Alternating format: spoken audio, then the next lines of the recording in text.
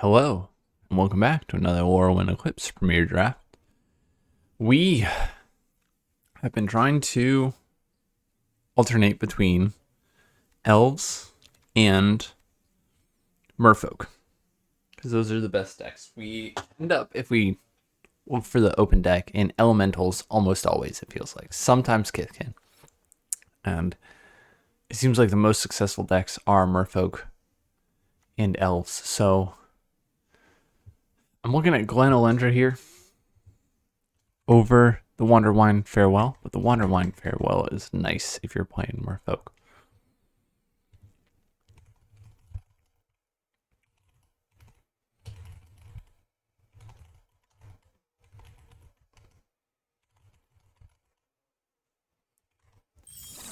Alright, well, we took Glen Elendra, and now we have Marilyn Faye Ascendant.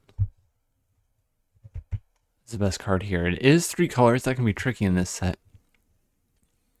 but she's quite powerful. And I think worth the blue splash if you are looking at a solid elf deck to begin with.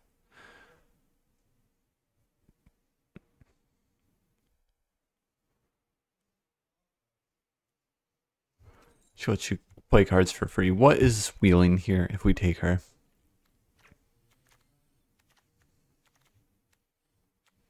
It would be difficult to play Voracious Tome Skinner in blue-black and then splash green. Blue-black also is one of the worst win rate color pairs. I think we'll see if we can be elves here, and maybe a Shimmer Wild's Growth is worth playing if we're a vivid deck. And the best card here has just got to be the Rhymekin Recluse. Let's take that. No elf cards here really either, besides the Dawn Hand Eulogist. Wanderwine Farewell. We've got to take that. Even though this is a fairy elf card. 4 people passed this Wanderwine Farewell. Now here, Moonlit Lamenter is alright, but Bogslither's Embrace is probably the best card here.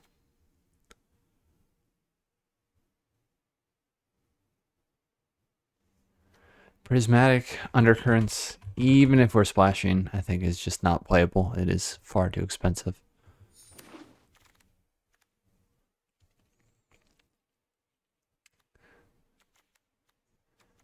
And here,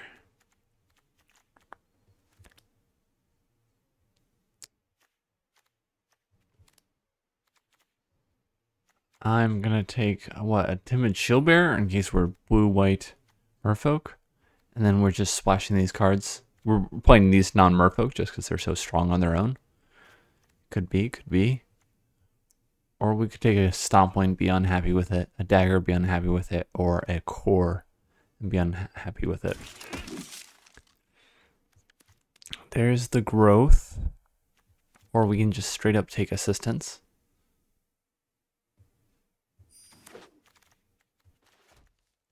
And there's the Sky Swimmer. So it's looking more and more like a straight up merfolk deck. And that Marilyn will unfortunately have to go to our sideboard. Let's take the Wanderwine Preacher over the Gravelgill Scoundrel here.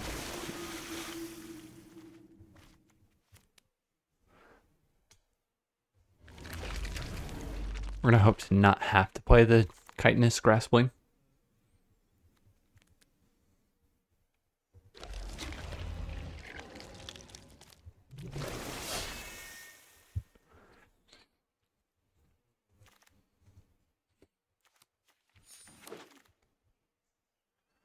Another Wanderwine Farewell.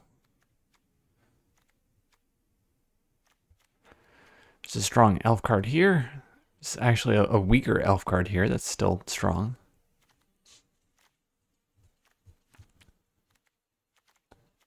I think we just take Wanderwine Farewell and we do the responsible thing and ditch the non-merfolk cards we've got. We'll probably wheel a Vaulter or Distractor here. Ideally the Vaulter. That can combo nicely with the Wanderbrine Preacher and the Gravelgill Scoundrel. And there we go. Rewarded for slotting into Merfolk. This is not as good as the Ward, actually, this rare, but it still is quite good. We'll try to wheel a keep out. We'll play a Wonder Wine distractor if we have to. Wary Farmer is another potential play, but the double white may be tricky. Evershrike's Gift is interesting. I've been meaning to try it out, but I don't think we need to try it out in Merfolk where we already have a healthy amount of flying. I think I'd rather take just a reluctant down guard.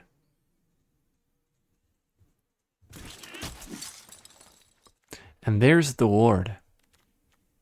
We have to miss out on a Liminal Hold and Gravel Kill Scoundrel, but the Duelist is absolutely what we want to be doing.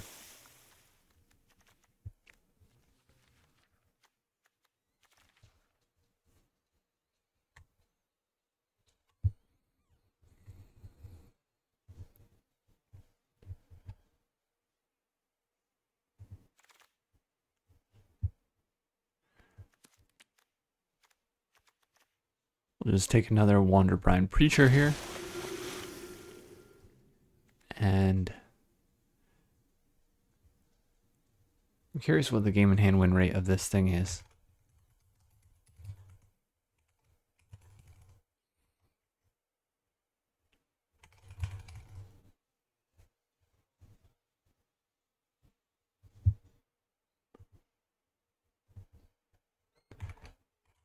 The answer, 57.8. So it is an expensive counterspell, but this is a set where the all spells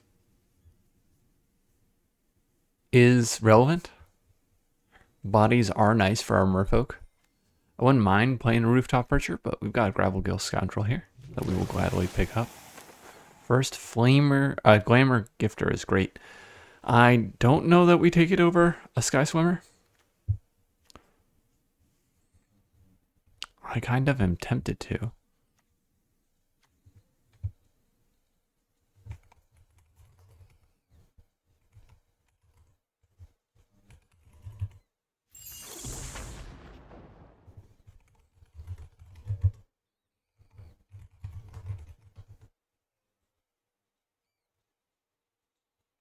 Let's take a Voltaire here.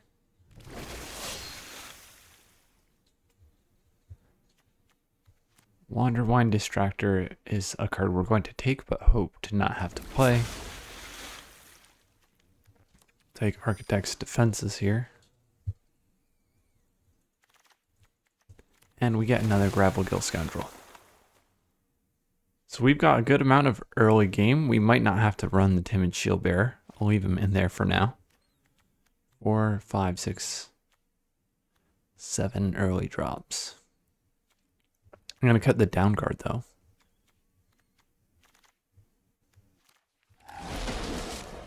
And Champions of the Shoal is great. We could even wheel Prideful Feastling or Unexpected Assistance here. Or Personify. I assume one or two of these three will be taken by the time we get back. Temporal Cleansing is great. We are definitely lacking removal. So far, it's just Bounce from Wonderwine Farewell. And then a kind of combat trick.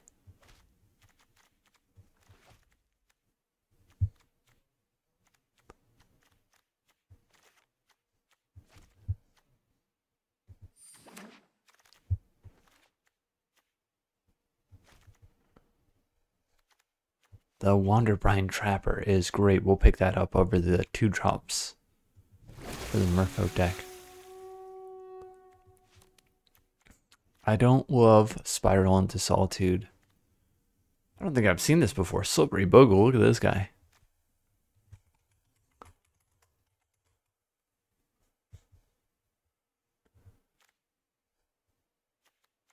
I think we need removal. I don't think we can take Unexpected Assistance here. Or the Stoneback or the Peddler.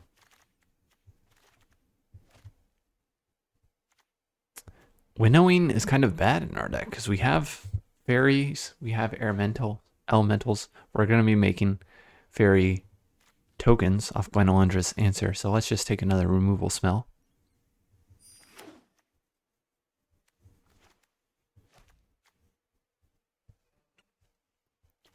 cut the Grass Spleen proactively, hoping that we don't have to play it.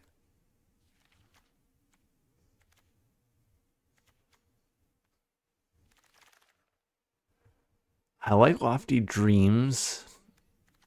Maybe one is all right in some of the decks like this, but let's take another swat away. Really shore up our removal here. I can imagine us having a hard time with bombs if we don't curve out and kill the opponent, because some of these are just bouncing and putting cards back on the top of the opponent's deck. Tristan being here is kind of crazy. Pick 7. I have no idea what it's doing here. This is kind of awful. I almost want to take a Flaring Cinder. And we do wheel an Unexpected Assistance. Personify. We'll pick up right. We've got Sky Swimmer to blink. Champions the Shoal if he's going to remove that. We can get back counters to counter non-creature spells.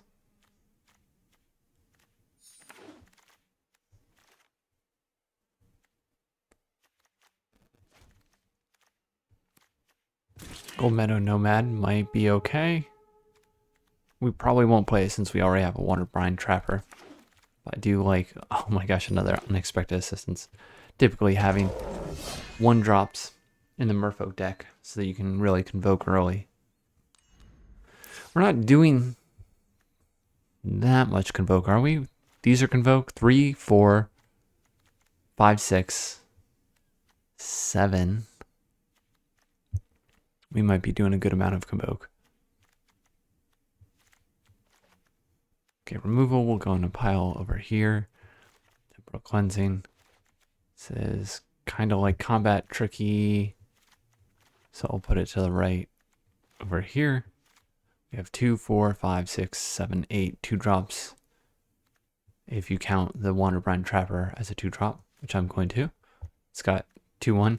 We don't need to play Flaring Cinder. We have 3 Unexpected Assistances. That might be too many, honestly. We may cut 1. And Timid Shield Bearer does not need to be run. I think Rhymekin Recluse is so good on its own, we still run it. Let's cut 1 assistance.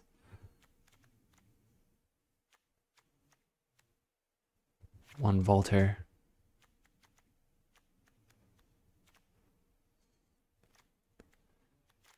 And switch the lands to be 9/8 in favor of white since we have the Water Brine Trapper. The cards that have double blue are more expensive, and we're going to be casting them with Convoke a lot of the time, so we can tap blue creatures for blue mana with those cards.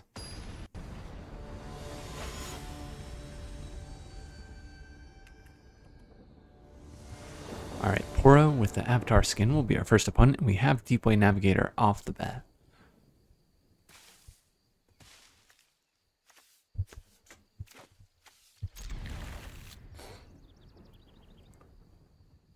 I think if he plays a 2-drop creature, we'll be starting with Gravelgale Scoundrel, then tapping Water Brine Preacher. Ooh, opponent moles to 6.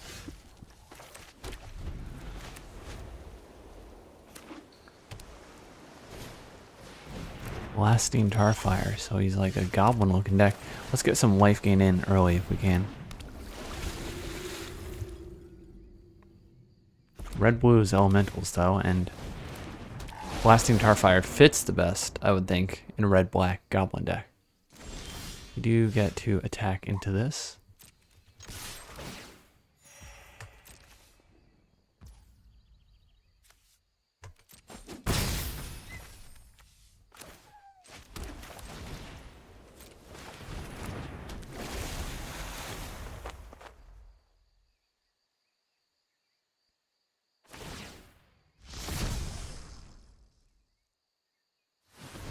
Alright, it's a little scary. He's already at 5 mana. Turn 3. Or, I guess technically 4 for him. We can hold up Glen Elendra's Answer,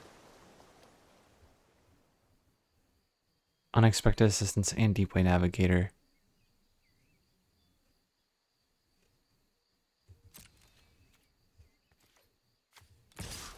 if we attack with Gravelgill Scoundrel and tap Wonderbrine Preacher, we've still got enough mana for our most expensive Convoke card.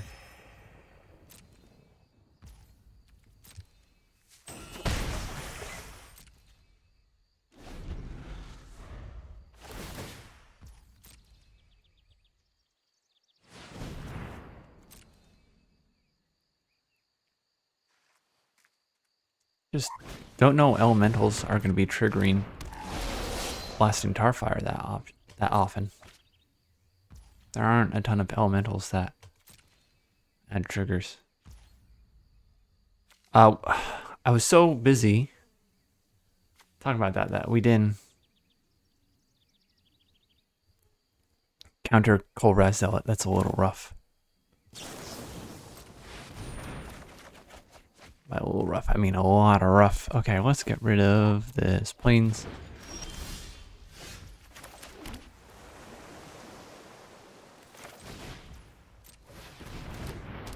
Play out our creatures.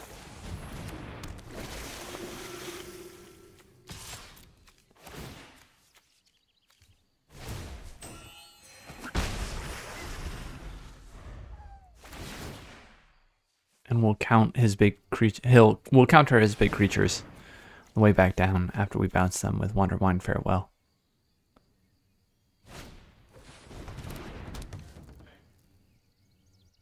He's got so much mana.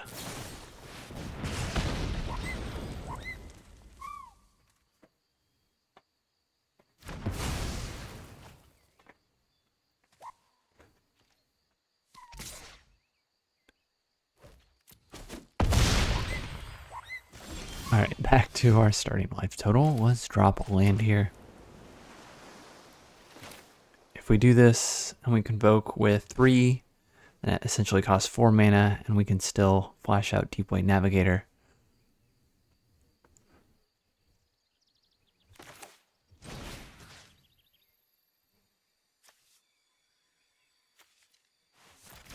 I kind of don't want to bounce anything.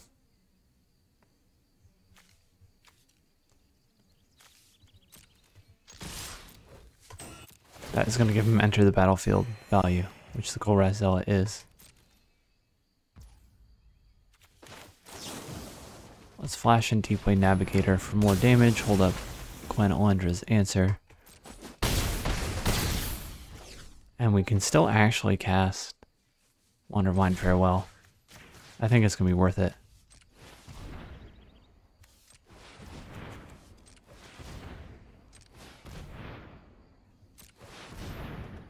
Doing all this.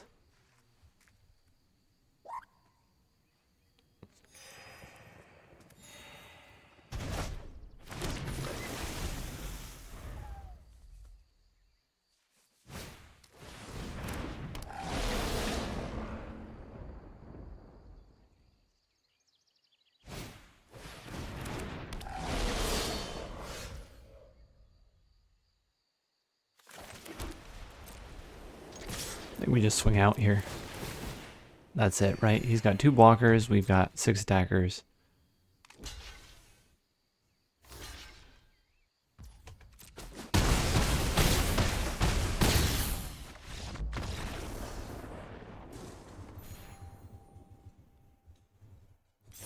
Okay, despite not countering his 6-drop, we still won that game. So that's a good sign for this deck. Bad sign for where our head's at. Dana will be our next opponent. And we cannot keep this. 1 land hand. This is not great either, but it is definitely better than what we were previously working with.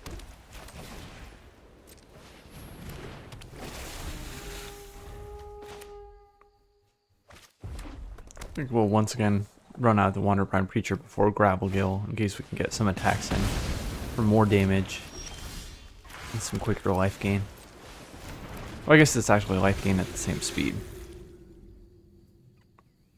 because we're still tapping Wonderbrine Preacher while it's summoning sick.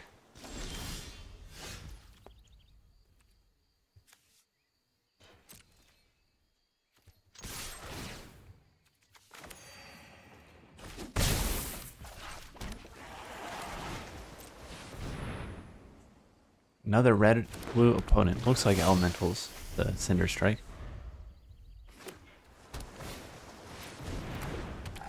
Yep. Okay, well. We can trade for that.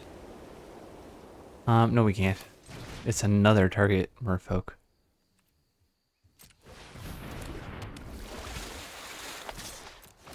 We can trade with Wanderbrine Preacher. And we'll probably keep one island in hand since we have two unexpected assistances in the deck. Unless we see a card that specifically needs us to play this out. Let's bounce.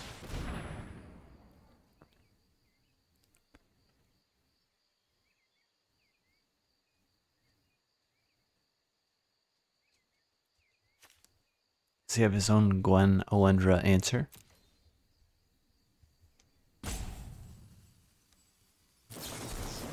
He does have his own counter.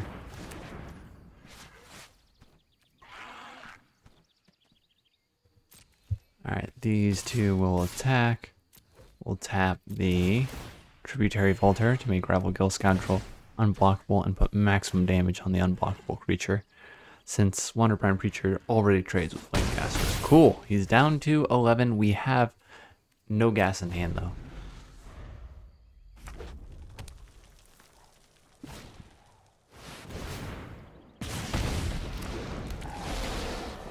Don't mind seeing Stratosaur, that will take up his entire turn.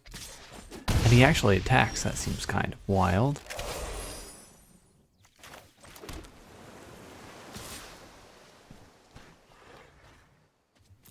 We're going to tap Tributary Vaulter so that we can do maximum damage. I think that's more important than gaining life here, as the opponent's now down to 3.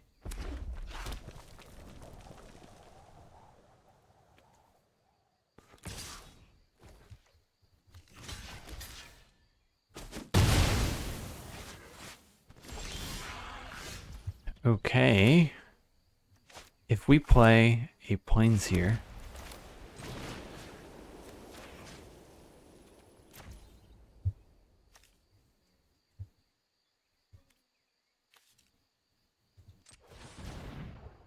then we can still attack with the Gravelgill Scoundrel.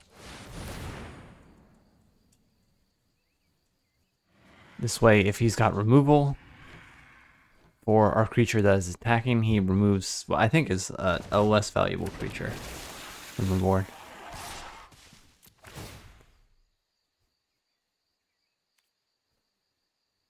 Sure.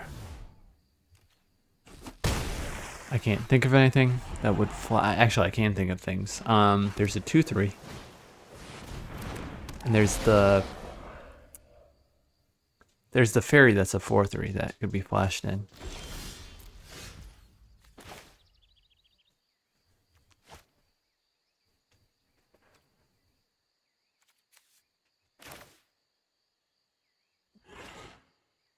I kind of want to kill our Merfolk token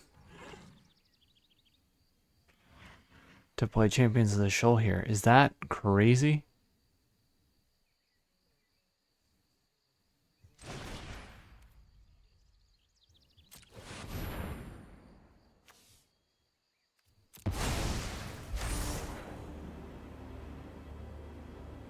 I think so. I think it's going to be better to attack for 4 damage.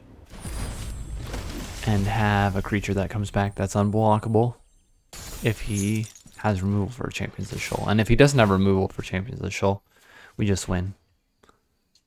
This also means that the creature coming at him with the most damage this turn is our least valuable creature. There we go. I think this deck is nice.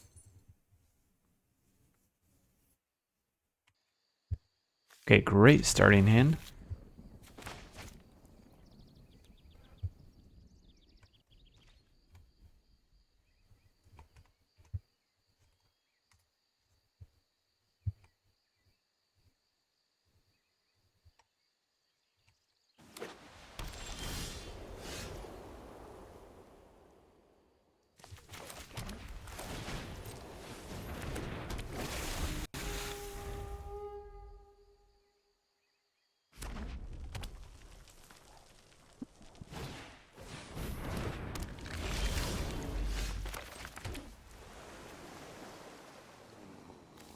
I guess we're willing to trade our Wonder Brine Trapper for his Spikeling.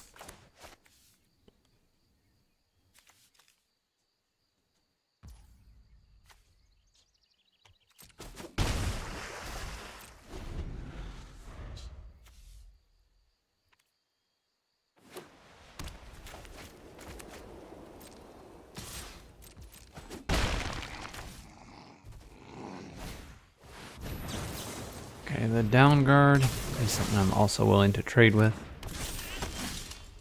Alternatively, we can remove it. I don't think red-white has a ton of ways to get value from removing, from using that body. There's the 5/6 Vigilant Treefolk Convoke.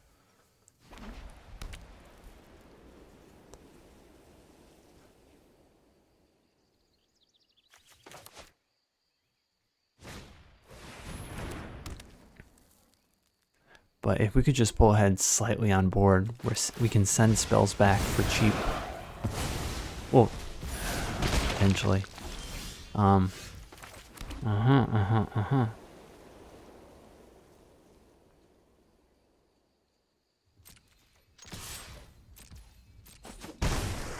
Pull ahead on board, so let's do this.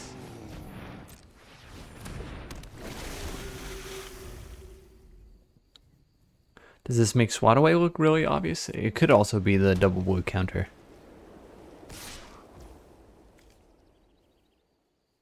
If a creature is attacking you, so let's put it back.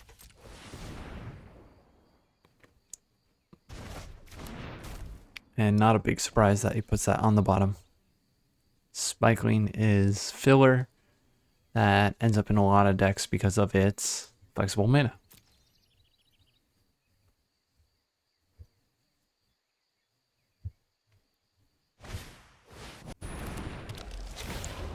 It's the Sizzlin' Jangelin. Alright, well here...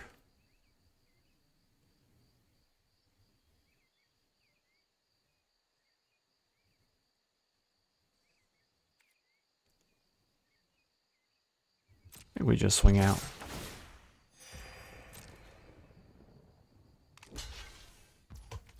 And I'm going to play this land even though we have a couple of unexpected assistances. I think we want to get to at least 5 mana.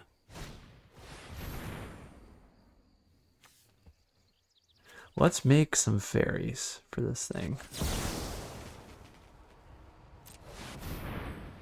And by some fairies, I mean one fairy. We're countering one spell, so we get one fairy flyer.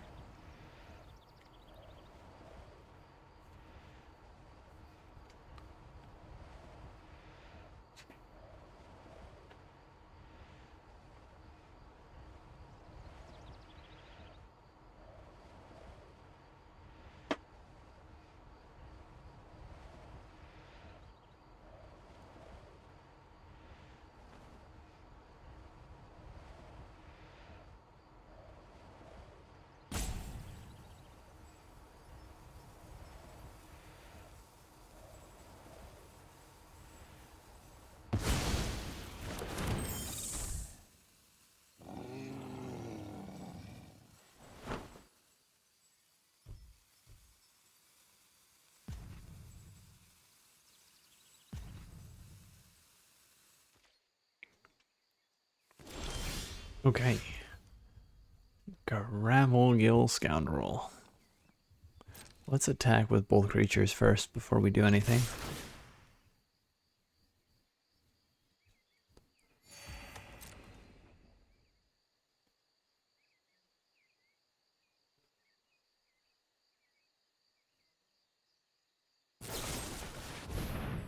I mean, that means we need to respond to this. Blighting our Wonder Brine creature. It's gonna make the most sense.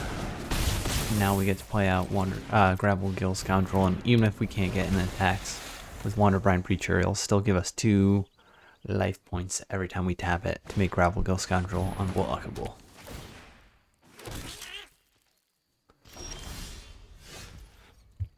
And we can tap it to convoke out the Marrow Sky Swimmer.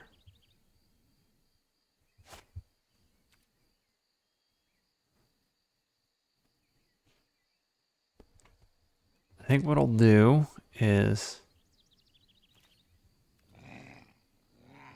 1, 2, 3. Then we need 2 bodies. Gravelgill has vigilance. I'll attack. I won't actually tap a creature with Gravelgill to make it unblockable. And we can cast Marrow Sky Swimmer in a way that holds up Sky Swat Away if he attacks. I doubt he attacks.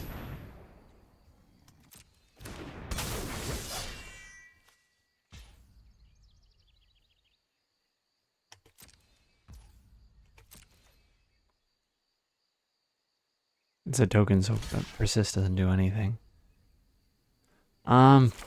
Is Swat Away even worth it? Swat Away his Reese. Kill a 1/1, he remakes a 1/1. I think we just kill the 1/1.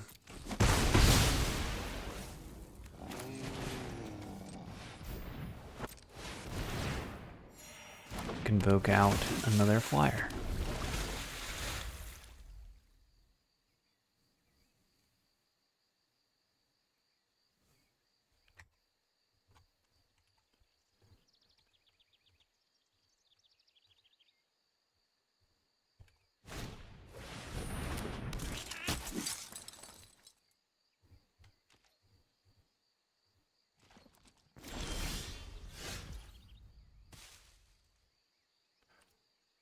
All right. I mean, the flyers attack. Then we can just hold all of this up. I mean, we could get something that we play this turn.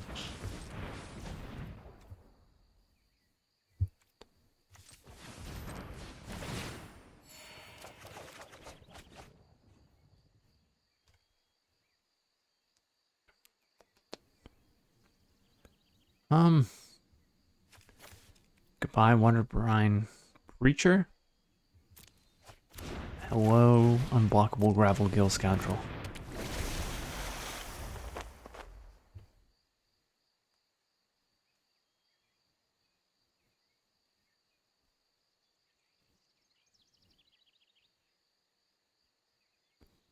Now he needs an answer. We've got unblockable damage on the ground and 3 flying damage.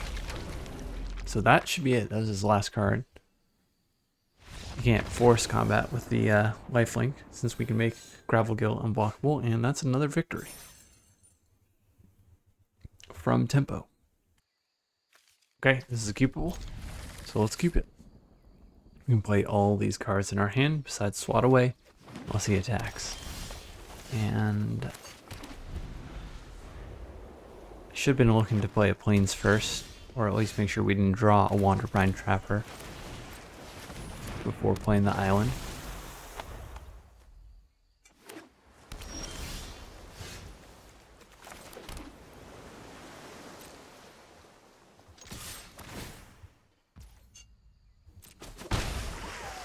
Alright, we'll flash in Glenolendra. We could have played Tributary Vaulter that turn and done more damage.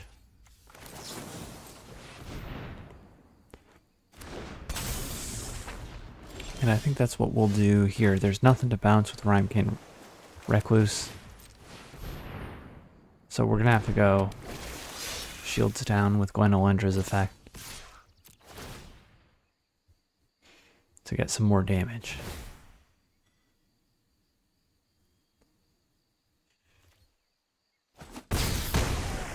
Okay. Opponent's still dirtling. Oh, nope. Flashing in Mischievous Sneakling.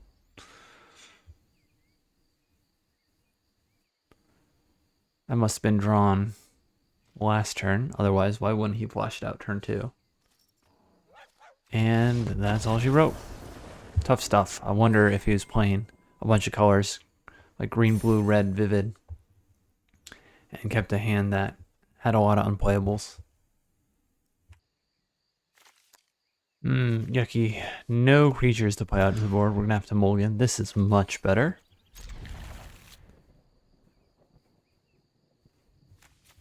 I think I'm going to actually send Swat Away away.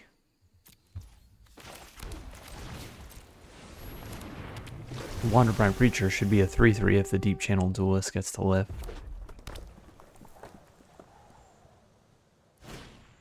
No. Oh, wait, no, that's not Cinder Strike. I was so ready for that to be Cinder Strike.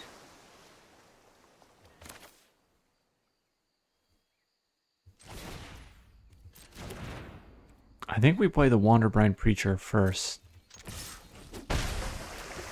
So leave it or not. Bait out removal potentially. Get lifelink earlier.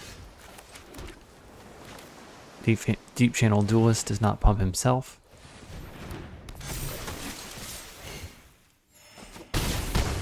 And now I think we're going to punish another opponent who is dirtling.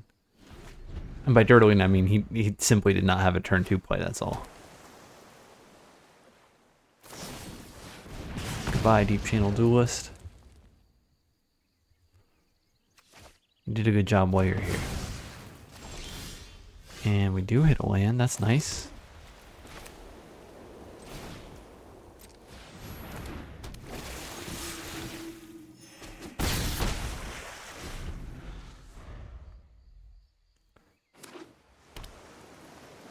Even if we miss a land drop, we can still cast Wonderwine Farewell. Instead, we will cast Temporal Cleansing and do 6 damage.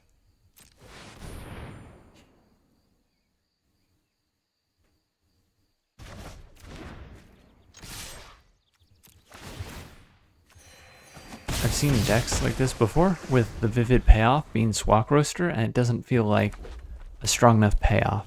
Since it's just the body, there is no evasion. So it's a 4 mana investment for just a body. They could play Cinder Strike and remove it Temporal Cleansing, remove it Swat Away, remove it. And you'd all be mana neutral or mana positive.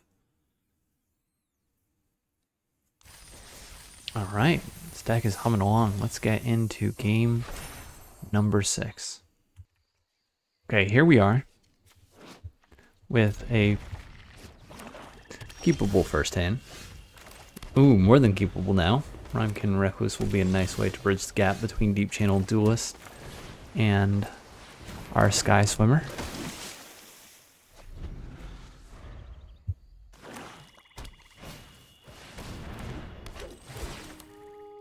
Ooh, Eclipsed Elf is scary. From Milking the Bull. What a name.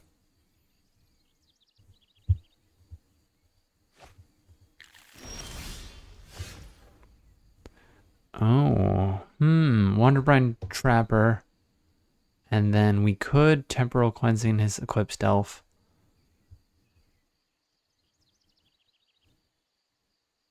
He gets the ETB value again.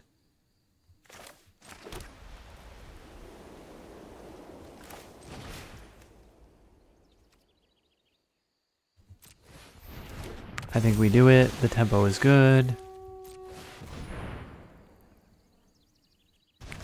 If he needs land drops, then he could potentially be missing them. No, he does not need them. But if he casts a 4-drop with no ETB effect, that's a good thing to bounce with Rhymekin Recluse.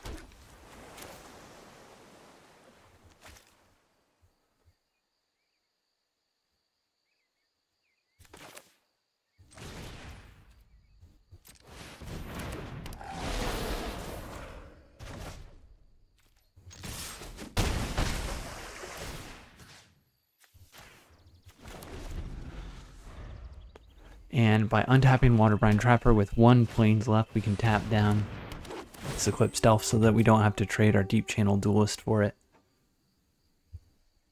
As long as he doesn't fetch a 2-drop here, then I feel good about doing 8 damage to his face. He does get a 2-drop and has lifelink. Boo! So that's actually, I think, the creature we need to tap down.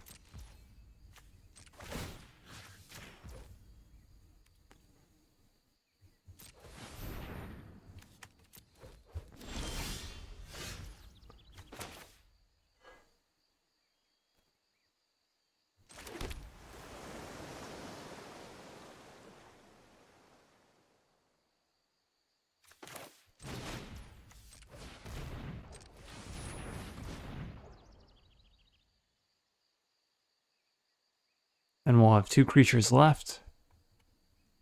So we can let 1 creature get in here, I think.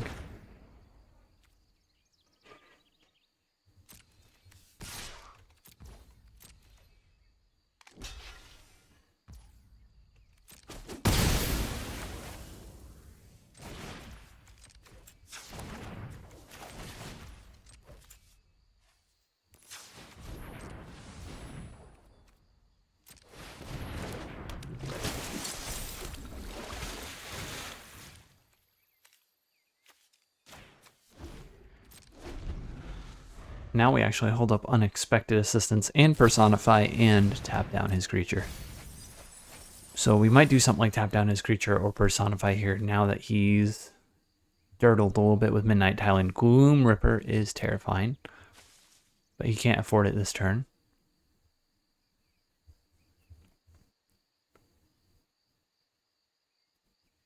We'll say Personify for when he plays that. Gangly Stomp 1.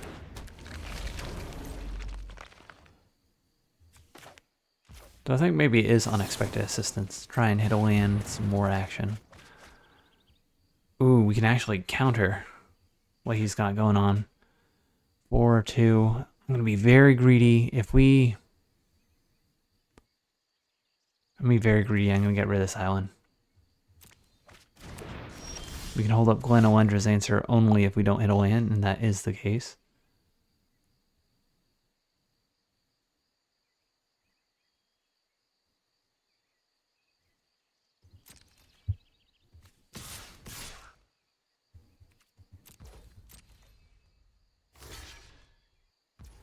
Okay, we get to trade our stinky little 1/1 Merfolk token for a 2-drop. So I've got no problem with that. And now we can tap down a creature and counter his Gloom Ripper.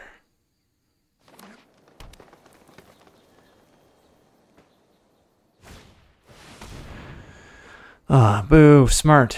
Let's counter it. And Auto Tapper was going to get us there.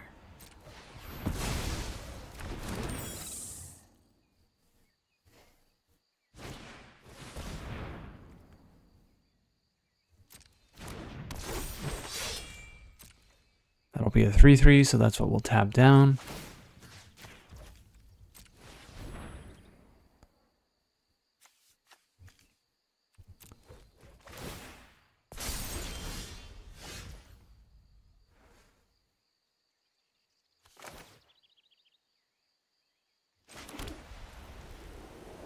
So we attack with everything but the Deep Channel Duelist, right?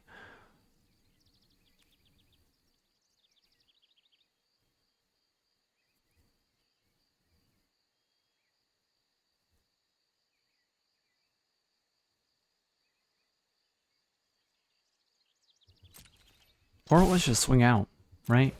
What could go wrong?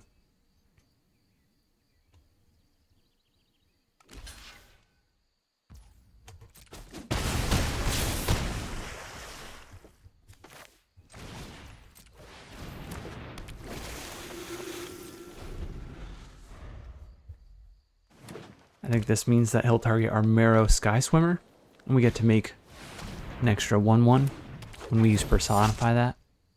When we use Personify on that. Oh, he's actually gonna maybe kill the Trapper? No. Perfect for us.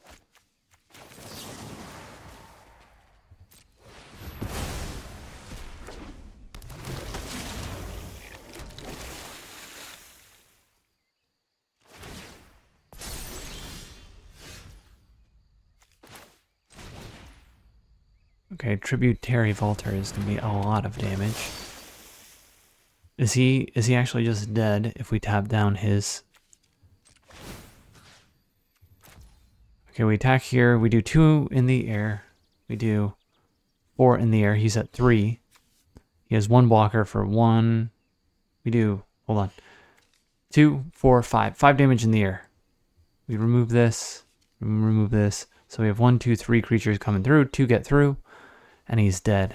So now we just need to tap down.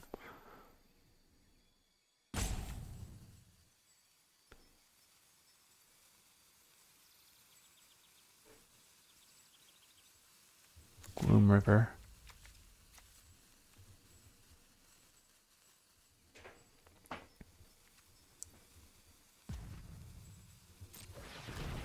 The Tributary Vaulter. This on Sky Swimmer.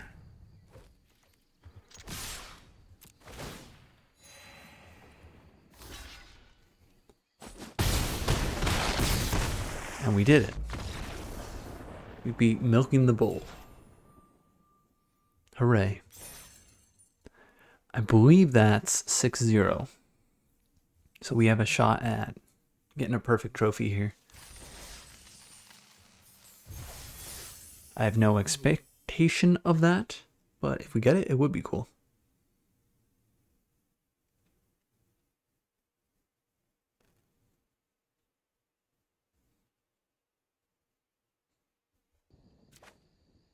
And we actually get matched against Milking the Bull again after a long matchmaking session. This is the exact same opponent we just had, unless there's literally multiple opponents named Milking the Bull.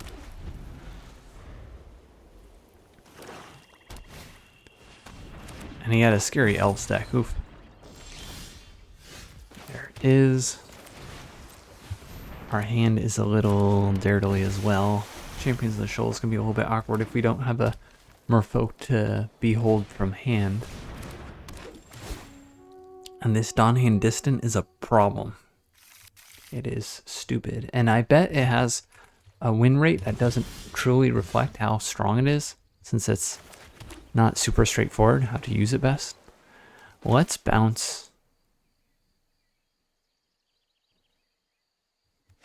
nothing, I guess. We're going to flash in Glen Elendra at the end of his turn. I'm afraid he'll just blight his Donhan Dissident to get a Surveil off. Then we'll bounce it back to his hand. He'll only have to replay it for 1 mana. So that could be free in a turn. And essentially we're removing a blight counter for him. The alternative would be to bounce the Eclipsed Elf, but we're not ahead on board. So it's not like we're going to out-tempo him. We would just give him another ETB off the Eclipsed Elf. And that Creekwood Safe Right is going to be a problem when it grows large, since he does have the least Alana Informant in his graveyard, courtesy of the Donhan Distant. He can also add blight counters to Creekwood Safe Right and then get them removed for free. That's pretty spooky. Finally, he could play the Informant this turn if he wanted to. He removes 3 blight counters for 2 mana and then can play a card in addition to its other cost. So remove 3 counters, blight 2. Spooky scary. It's going to be hard to beat him, but we do have Champions of the Shoal. Maybe we can figure something out with that.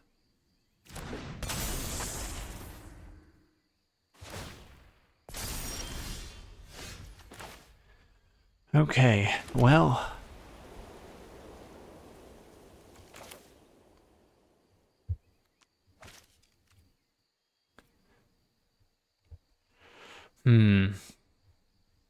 Do we Champions of the Shoal remove a Gravelgill Scoundrel from the field? Or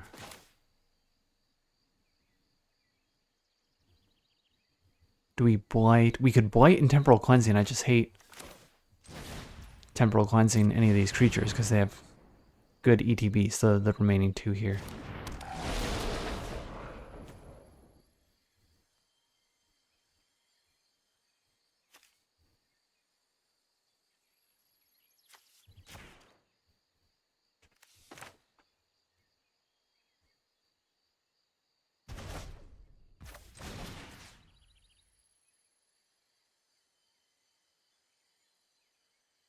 I know it gives him more ETB value, but let's put back his biggest bodies.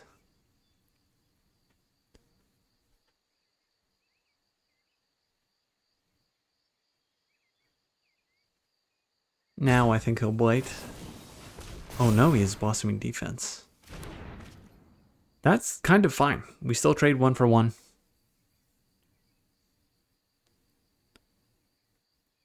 And I don't know that I really want Eclipsed Elf entering the battlefield again anyways. Helping him hit lands or grabbing other elves.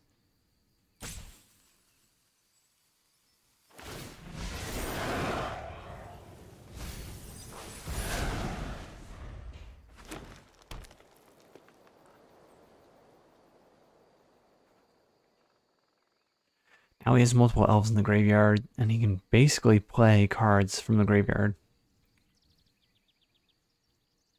Just by tapping the Dawnhand Dissonant, he'll want to remove white counters.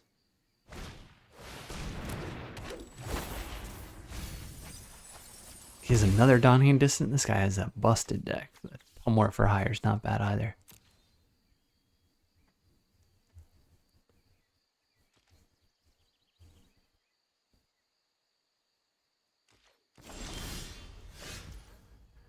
Okay, what if we...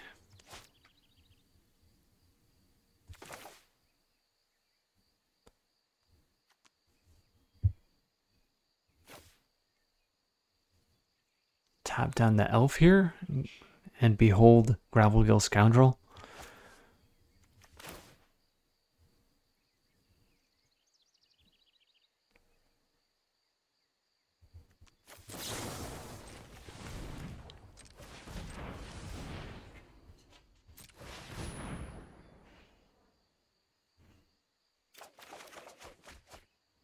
Alright, let's get rid of a Plains. We can play out Wanderbrine Trapper.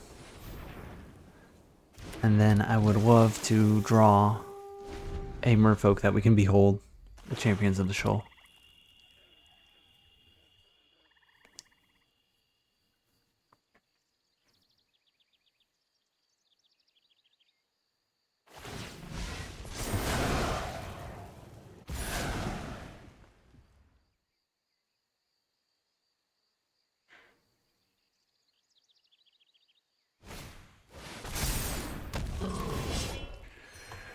Oh, yep.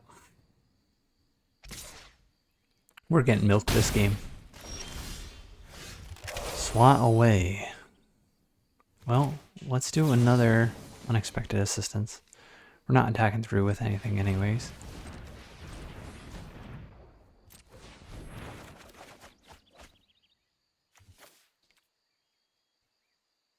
Get rid of another Plains. Play an island now, we drop Champions of the Shoal. We can't tap down his Warty Boy, so let's tap down the Dawnhand Eulogist. Or the Dawnhand Dissident, so he can't activate his effects.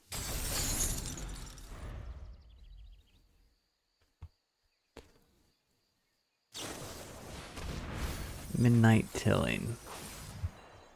Is that the Aurora Awakener? Oh, wow, yikes. That is going to have to be countered for sure. He's at 6 mana now. So if he plays a land next turn, that thing's coming down.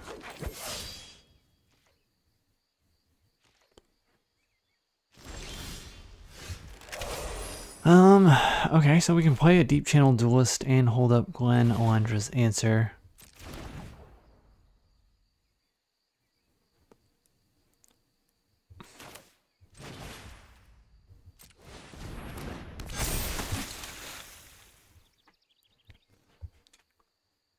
I think we actually just keep the Dissonant tapped down, so we tap our own Champions of the Shoal here by attacking with Gravelgill Scoundrel.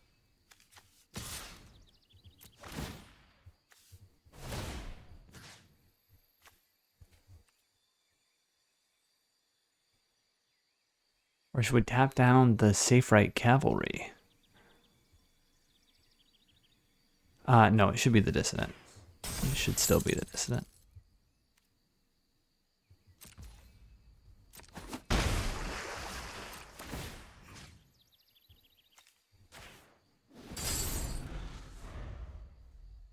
Untap from the Deep Channel Duelist is pretty relevant here, getting our Champions of the Shoal, our big 5/7 Bullhawker untapped. And he does have 7 mana. Ooh, that's going to be a nice little counter. I don't think we've shown Milking the Bull, Glenn Olandra's Answer.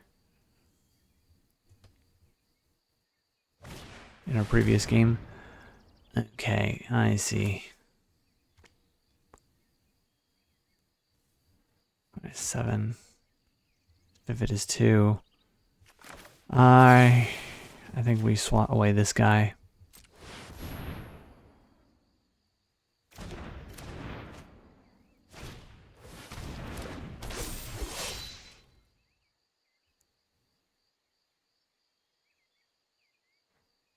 I mean, how do you beat this? How do you beat Creekwood, Safe Right, into Eclipsed Elf, into Pummel for Hire, and Dawnhand Dissident, and Gloom Ripper, and Aurora Waker? Who was passing them these cards? Okay, let's focus on what we can do. We can cast Marrow Sky Swimmer here.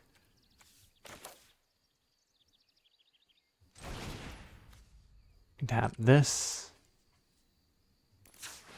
This.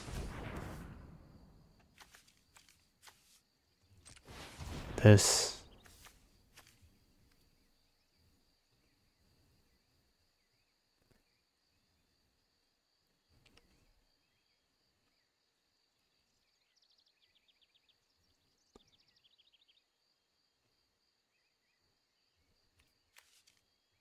This to make it happen.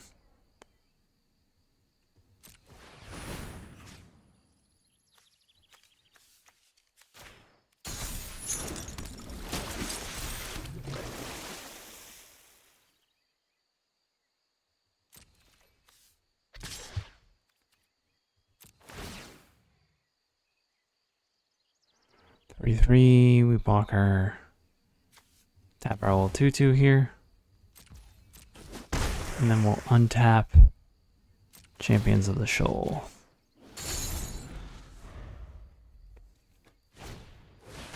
Alright, we do have to counter it. We can't let him kill Champions of the Shoal.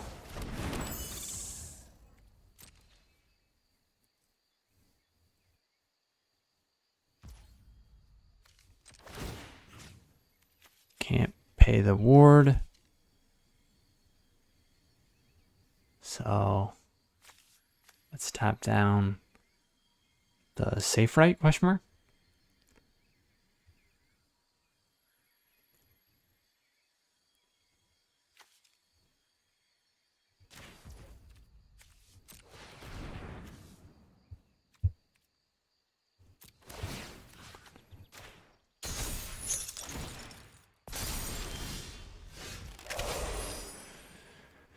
Okay.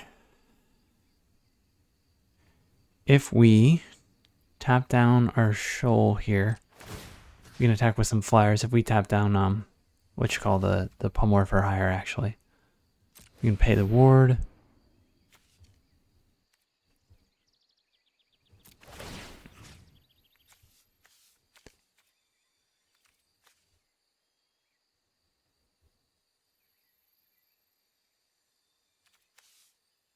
Let's put another counter on the Dissident.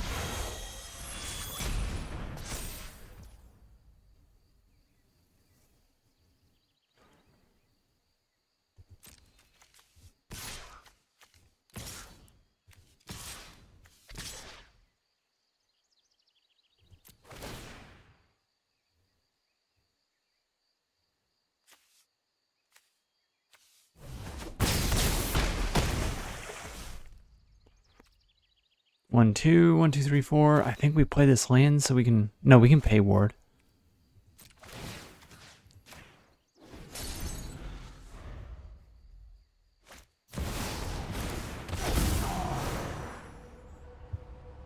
Okay, just a swamp and another cavalry. It's alright.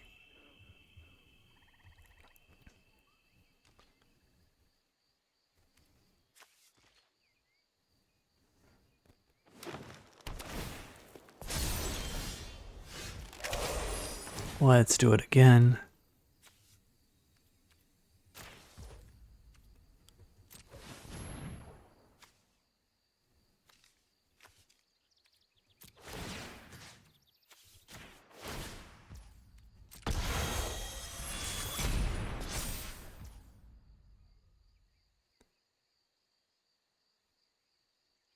One, two, three, 4. We can hold up counter and personify if we play this out. So let's attack here. with our flyers. We'll tap the Deep Channel Duelist again because we don't want to be blocking with it.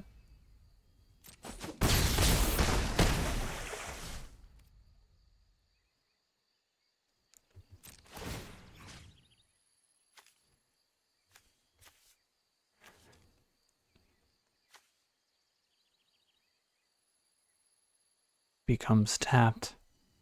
So I think it might as well be the Champions of the Shoal. Okay, I think we need to survive this turn and then we can finish him off next turn.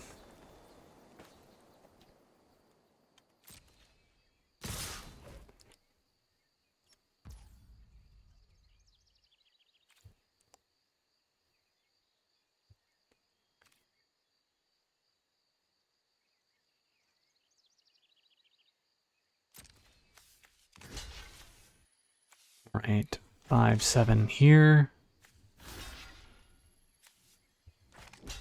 Block, maximum damage.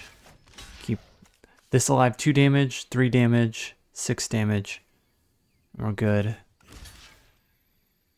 Well, actually, we can do something like this. And he does 7. He can pump twice. 5, 7, 14 damage.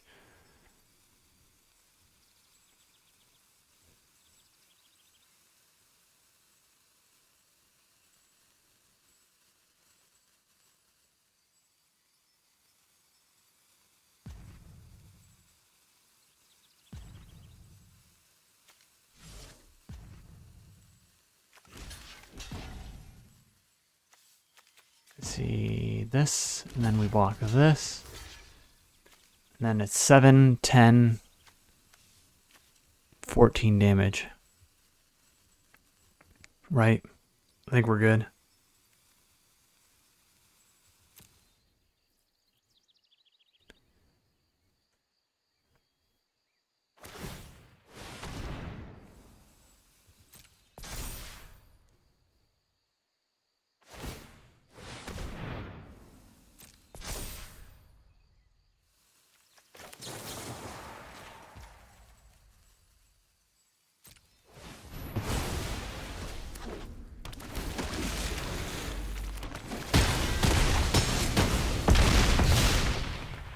Ooh, can't believe we won that, but